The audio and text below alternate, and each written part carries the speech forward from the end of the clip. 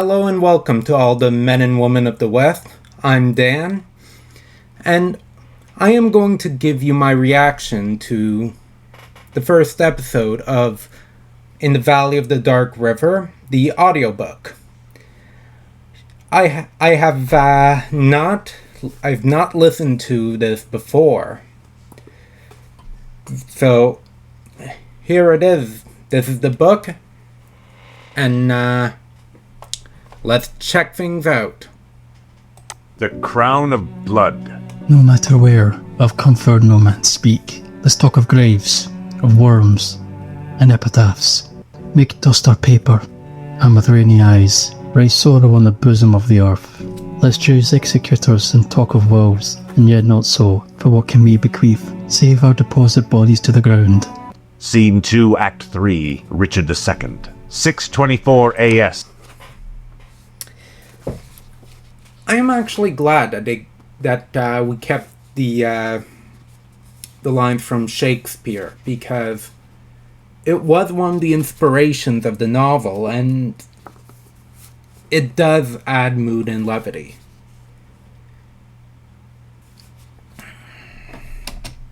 Anno Salvatoris, in the year of the Savior. The loch's tendrils snaked their way through much of the heart of the lands to the north of the highlands. Wintry lands as often invaded by frost and rain as they were by barbarians of such savagery that they were beyond the ken of all men of the southlands. Painted, they wore upon... That is quite the narration. I really love that.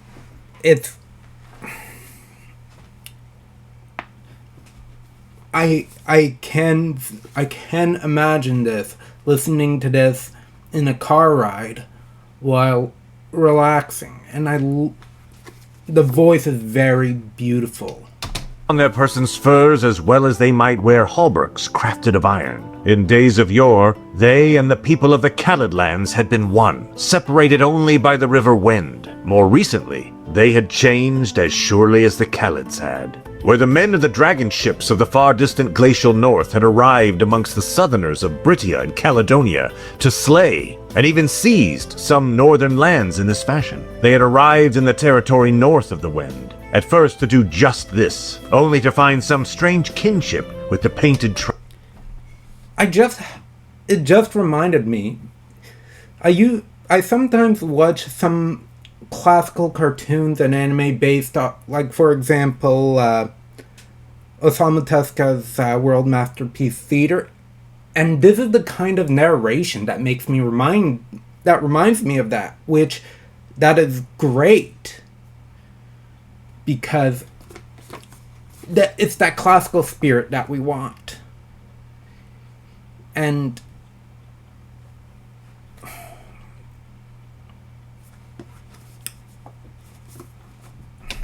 tribes there. There, many of them had discovered not only friendly ports, but tribal friends and even wives, with the wicked Helgi the Terrible giving over one of his daughters to the mightiest of the local chieftains of those lands. It was this chieftain's son, Samnal the Walker, who had united tribe after tribe, consolidating them together. At first, the question of why had hardly preoccupied the minds of the Khalids, caught up with their own ambitions and vision oriented towards the south. But then, the men from north of the Wend had begun to raid south in greater force and with greater precision than ever before. Some had even begun to raid the Western Isles in longships, designed after those of the Norse raiders. This was all too much for Mile Martin, Ard-Ri, or High King of all Khalids, and heir to Constantine II, the Great. A man who, even after his abdication a decade prior, and death 2 years ago, still loomed large throughout the whole of the Isle of Bretwalda. At present, Norwind, as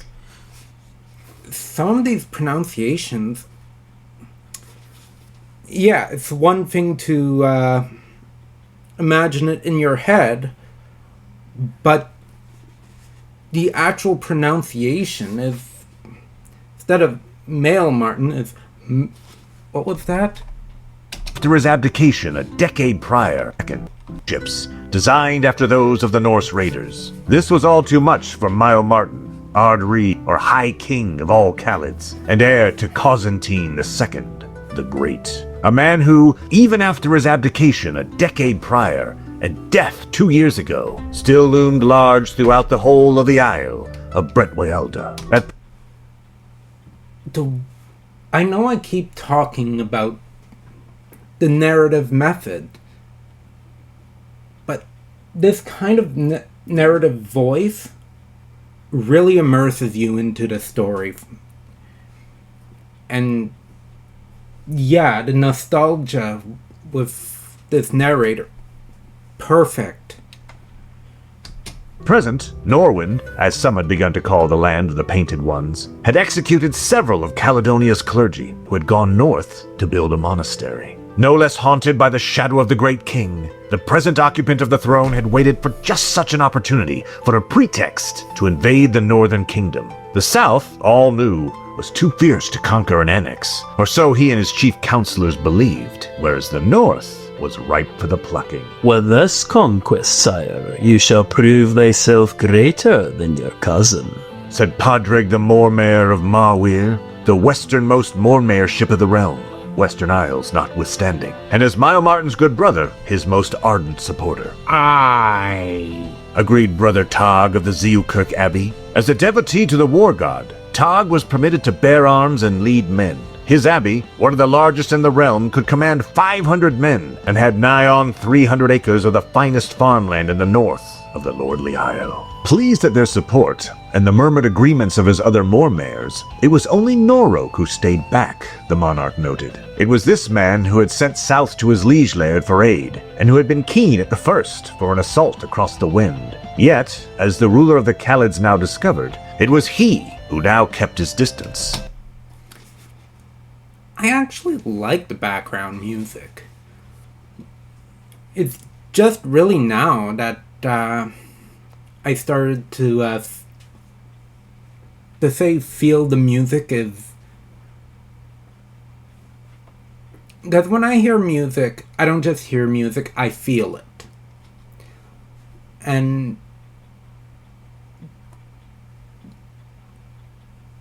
it keeps me... It honestly keeps me focused on the story, while controlling the mood. And this is important. It's an art that not many know how to do. Quite why was a mystery to the monarch, who did not take well to the reticence of his vassal. why so silent, Rory? Lad, you are being high spirits, cried Mile-Martin, sniffing at the air as might a canine eager for the hunt to begin. The youngest of all the Mormaers, at a bare 15 summers old, he was to eye the chortling lairds with visible misery. The mockery directed his way had been noted and dismissed, as he visibly repressed his temper. It was this temper which had won him such infamy in the north, so that he was more something of a mad dog in the eyes of some of his vassals than anything else. His long dark hair was disheveled, and he wore a simple, nondescript hauberk with a brooch tying together his wolf cloak. In this way, he could almost have passed for a Norwendian savage rather than a Khalid, his king decided with a sniff. It is just that I had hoped that we might strike differently, sire, he hissed from between clenched teeth, his voice higher than that of the other men present, chuckling as always at the youth's voice, for it was a voice that always served as a source of amusement for the monarch and his favorites. It was a sentiment that served to humiliate the Mormaer of Norok, and to make his ruddy cheeks redden. Others might have remembered what it was to be young once, but not those men who lorded over the land of the Khalids. The battle that was to come was one that the heavens themselves seemed to lend their blessing to. Such was the sunny brightness of the heavens high above them. The cheerfulness of the day on an island typically rocked by storms, rain, and snow provided considerable relief to the royal council. The light of the suns did not simply light up the earth, but made the grass in the valley all the greener, the brown of the valley shimmer all the more as though it were formed from light itself. This, in place of being made of dirt, so that all who stared at it felt some measure of awe and appreciation for the magnificence of the land they were lairds of. But this incomparable beauty was matched only by that of the great mountains that decorated the whole of the north of the Isle of Bretwalda. The highlands that were green, dark, and in the winter white, were the spine of Caledonia, it was said. It was to there that the Khalids always looked for guidance, for strength, for it was those mountains that had always shielded them from their enemies. This, even in spite of how there was a new king there by the name of Rosinth the Foul, a terrible worm who had taken up residence only 20 years prior. Joe's... Because the first chapter was Joe that wrote it, and his prose is really good, but to hear it out loud... Normally, I'm embarrassed when I hear someone read what I write out loud. This makes me eager for the final supper. But I know we've got to wait for that. His own domain, though, was not certain, and did not extend into every individual mountain, nor did it stretch out throughout the whole of the kingdom, only to what he could destroy in a single day, ere he tired. Lo, it might be said that there were shadows, even amongst the sun-kissed highland mountains. It was thereupon those great thrones that the eye of the monarch fell, save where those of Rory or the previous monarch might have looked on them with adulation. He did not. To his mind, if he could only level them, he might have turned them into arable land and forests, which might have produced more warriors and amusement for him. How he envied the Southron monarchs their power and vast territories. Vast were the ways in which he resented his position and his rule over the lesser people of the north. Even as he grumbled beneath his breath and his innermost being, he turned his gaze to the soothing river that cut through the north as might a knife. It was the Wend, the river that served to almost sever Caledonia wholly and completely from the lands of Norwend and their own northerly neighbors. Its vivid blueness shimmered golden as the sun's rays bounced off it, which served to ease some of his ill mood as he appreciated its simple crystalline beauty. And how might we strike Norroak? This time it was the Mormaer of Lelam, the lands directly to the south of Malweir. A close friend of the youth's father, his own disapproval for the boy's hesitancy could be seen in his storm-grey eyes. I have received reports of dragon ships nearer to the mouth of the river, Rory reported with such keen eagerness as to make his monarch chortle a little. Encouraged by this, he misunderstood the older man's response for approval and carried on. They have far greater numbers than us, therefore I should recommend that we wait for them to disperse. Do you have any idea how long that might take? But of course, Lilam, Rory retorted, growing irritated by this time. No more than 4 days. They are savages and shan't keep an army together for any longer than that. His suggestion reminded Mile Martin of his predecessor, of how he had warned time and again in his last days. Mile Martin, pay heed to the danger of matching enemies' armies number for number or hero for hero. That way lies the path to folly, notably that which gripped me ere the great battle. It was counsel that most might have considered wise, yet not the man's successor. While he appreciated the old man's leal advice, he had found it, as with all other acts on his part towards him, stifling, or suspected it to be self-serving in some capacity. Yeah, that... it's like, seriously? There's a reason why... Part of me, if I was a lord, I'd rather avoid pitched battles. Sometimes it's good, but...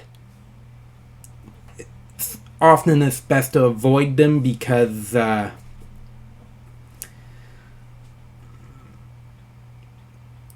most of the time it's either I win or you win.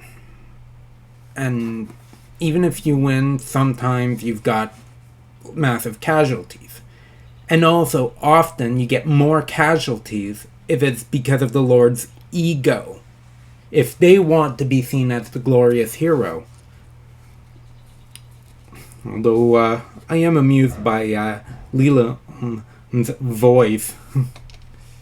Why must I be burned by the wishes and stratagems of that old man? He wondered to himself, never pausing for a moment to question if perhaps the old man of whom he spoke of had a greater wisdom than he himself. It was simply unfathomable. Such is the way of fools, drunkards, and villains throughout history, though, that they never question themselves, but rather commit all to mad follies, in spite, and sometimes to spite, their betters. I say we advance, and if I say such, then advance we shall, declared Mile Martin sharply, weary of the complaints and cowardice of certain members of his nobility. I must protest against such a choice, sire, protested Norroak, once more still uneasy. Yeah, faith, man. If the High King insists that we war, then to war we shall go, whether it be whither into the sea, or whither across yon river. Therefore cease your bleating. Malweir exclaimed furiously, weary of the lad's endless stream of complaints. Norok became sullen, sulking in a manner reminiscent of Mile Martin's adult sons when he denied them the slightest thing, a regular occurrence, for he was a stern parent by nature. It was this vision of the boy who commanded the greatest territorial unit of his kingdom that filled him with the utmost contempt. Mawir and the Mormire of Fortriu, Melmadoc, exchanged a look with their liege, no less exasperated by Rory than he was. We march at noon on the morrow. Okay. That was actually really good.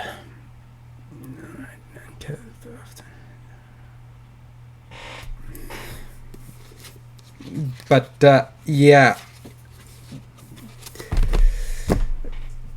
I really like the voices. A couple of them, I must admit, were rather funny. And yeah, hearing another storyteller tell of our story is, well, I know this part was just Joe, but there's a part of it that seems surreal, because when the book first came in, the first edition, seeing my name on a book was a little intense. But now, for it to come alive in audiobook format, it is even more intense. Man. Can't wait till next week. Which, speaking of which, you should go down, subscribe, like the video. All the people you have on screen, which is the cast, go and subscribe to each and every one of them, whether it be Substack or YouTube or whatnot. Even subscribe down here to show your appreciation, and wait for the and come in for the next episode. So